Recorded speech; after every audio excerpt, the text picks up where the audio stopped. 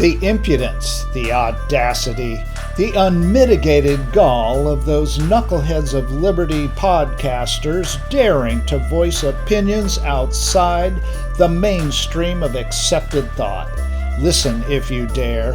It's angry, it's funny, it's even sometimes sad, but it's always based on freedom and justice.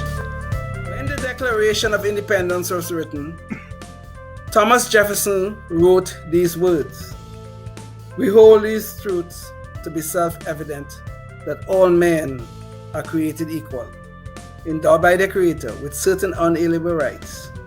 And among these are life, liberty, and the pursuit of happiness." The government is just it's a leviathan. It's an enormous monster. It's a monstrosity, and it's sucking the life out of the United States. Well, I kind of like the way you phrased that. Adam Smith and the Wealth of Nations didn't really come along until 1776, which is actually when we celebrate our independence. Yes. And that should be taken as something noteworthy, that it took us that long to realize that central planning and having one guy decide everything for everybody from the top, or some thug with a club, if you go back far enough, I guess, to caves and such.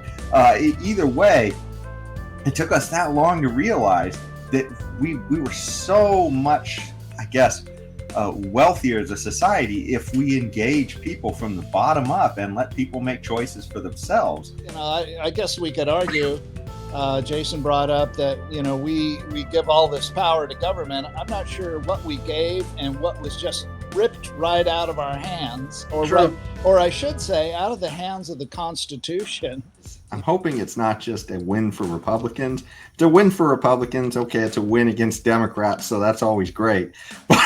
But as far as the actual issue that I hope people take away from this, what really sunk the Democrats in this, for the most part, I think, is the school issue in Loudoun County and some of these other places, and the idea that there were things like sexual assaults going on that the school board was lying about. There was issues of essentially critical race theory, or essentially race obsessive teaching, I guess, a focus in the teaching, that kind of stuff that was going on inside the classrooms, which was really making a lot of people uncomfortable. And I hope people don't walk away with this with the idea of, well, we just got to get Republicans in there to fix everything. Yeah. I hope that the real push is for school choice, because that's what you really want. Notice where they go for their salvation: white supremacy.